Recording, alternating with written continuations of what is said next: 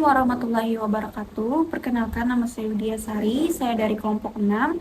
Di sini saya akan membawa materi kami yang berjudul Bahasa dan Sosial.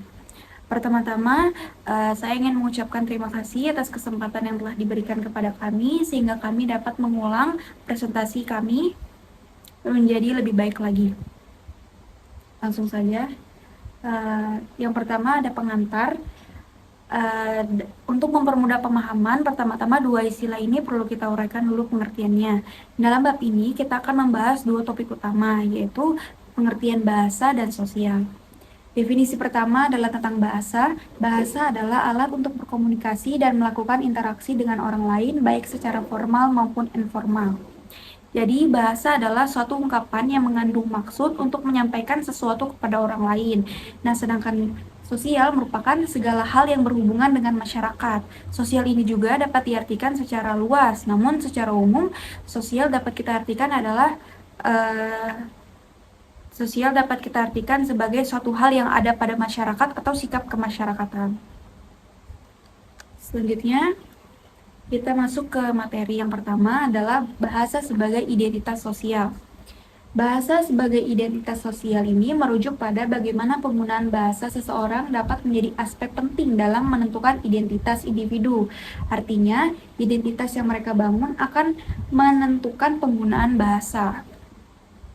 Jadi, fungsi dari identitas di sini yaitu sebagai pembeda, di mana maksud dari pembeda itu adalah bagaimana sikap dan bahasa yang kita gunakan ketika kita berada di lingkungan masyarakat, serta bagaimana sikap dan bahasa yang kita gunakan pada saat kita berada di lingkungan rumah, seperti itu. Saya ada contoh satu.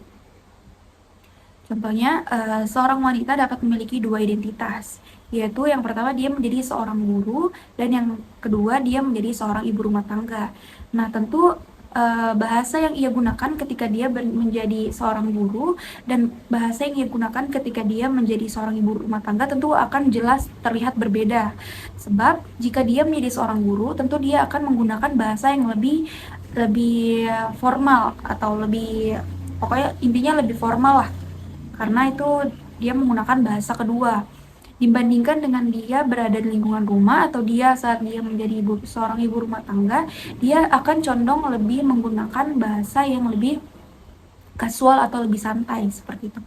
Nah, jadi terlihat perbedaannya di situ. Lalu, di materi kedua, ada kesantunan berbahasa. Kesantunan berbahasa merupakan perilaku yang diekspresikan dengan cara baik atau beretika. Kesantunan berbahasa juga perilaku yang baik saat menggunakan bahasa, khususnya dalam hal berkomunikasi. Apabila tata cara berbahasa seorang tidak sopan dan tidak sesuai dengan norma, maka dia akan mendapatkan nilai negatif. Jadi, kesantunan berbahasa ini sangat penting untuk diterapkan dalam lingkungan sosial, karena untuk menjaga atau menghormati orang tua, teman maupun dosen. Kesantunan berbahasa ini juga diterapkan agar kata-kata yang kita ungkapkan itu tidak melukai hati pendengar. Artinya tidak melukai hati teman kita, tidak melukai hati seseorang yang sedang berbicara kepada kita. Saya ada contoh satu. Contohnya pada saat kita mendengar teman kita yang lagi berduka, terus kita bilang seperti ini, aku dengar-dengar nenekmu meninggal ya di kampung. Nggak apa-apa lah, kan semua orang juga akan meninggal. Tentu hal itu akan membuat si pendengar merasa tambah sedih gitu. Dengan kata-kata itu, si pendengar tidak merasakan empati sedikit pun. Bandingkan ketika kita mengucapkan hal seperti ini. Aku dengar-dengar nenekmu meninggal ya di kampung. Saya turut berduka cita ya atas meninggalnya nenekmu. Semoga ibadah dan amal nenekmu diterima di sisi Allah. Tidak apa-apa, semua orang juga akan merasakan kematian. Nah, hal itu akan membuat si pendengar merasa tersentuh dan merasa ada sedikit empati, seperti itu. Jadi bandingkan Jadi terlihat kesantunan berbahasa itu dari bagaimana cara penyampaian kita terhadap eh, apa yang sedang terjadi. Terima kasih. Nah, perkenalkan, nama saya Doni Basuki. Multibahasa ini merujuk pada kemampuan di mana seseorang mampu atau menggunakan lebih dari satu bahasa. Hal ini dapat kita lihat dari seseorang yang fasih atau paham dalam menggunakan beberapa bahasa. Contohnya itu Vicky Naki.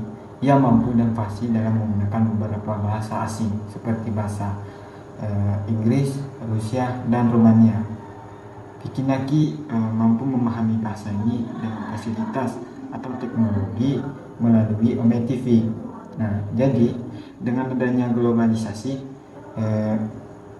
setiap orang diberi kesempatan untuk mempelajari beberapa bahasa asing. Yang kedua, bahasa tidak hanya mengacu pada komunikasi dua orang atau lebih, tapi bahasa juga digunakan sebagai simbol untuk mempertahankan kekuasaan. Di sini saya mengambil satu contoh. Contohnya adalah pidato. Para pemimpin di seluruh dunia itu menggunakan pidato sebagai sarana untuk melenggangkan legitimasinya. Jadi, mengapa bahasa bisa dijadikan sebagai alat untuk mempertahankan kekuasaan?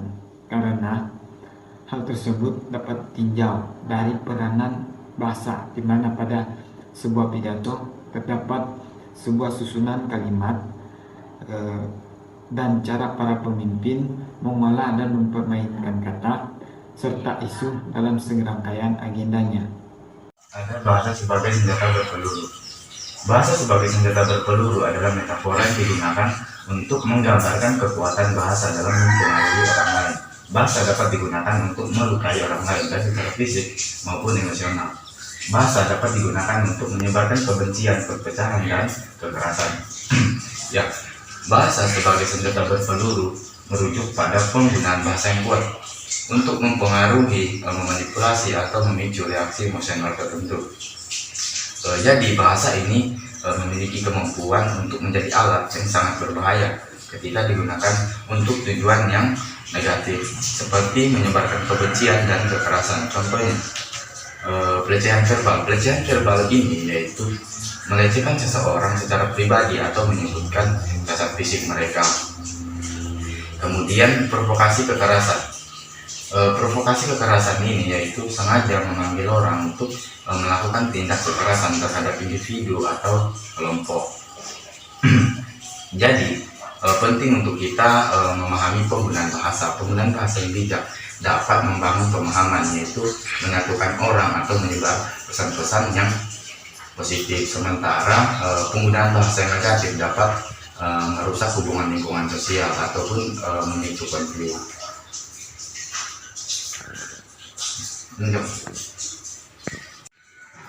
Kemudian ada bahasa tulisan dan sosial. Bahasa tulisan dan sosial adalah dua hal yang saling berkaitan. Bahasa tulisan dan sosial adalah konsep yang merujuk pada penggunaan bahasa tertulis dalam lingkungan sosial. Tulisan ini berfungsi untuk menyampaikan ide, menyampaikan perasaan, dan pengalaman, mencangkup penggunaan tulisan dalam berbagai platform di media sosial. Ya. Bahasa tulisan dan sosial. Bahasa tulisan dan sosial ini yaitu dua hal yang erat kaitannya. Bahasa dan media sosial merujuk pada penggunaan bahasa tertulis dalam konteks sosial. Jadi tulisan ini memiliki peran penting dalam berbagai platform di media sosial, seperti yang tadi ada penyampaian ide. Penyampaian ide ini yaitu bahasa tertulis memungkinkan seseorang untuk menyampaikan ide, gagasan, atau saran pandangan mereka kepada audiens yang melalui media sosial yang lebih luas, melalui media sosial yang dipakai. Ini berupa tulisan dalam bentuk teks, artikel, ataupun postingan blog. Kemudian ada pengungkapan perasaan dan pengalaman. Pengungkapan perasaan dan pengalaman. Media sosial adalah tempat di mana orang dapat berbagi perasaan dan pengalaman mereka dalam bentuk tulisan. Ini mencampur cerita pribadi, perasaan, pemikiran atau ekspresi emosi melalui postingan, komentar ataupun pesan. Oke, terima kasih.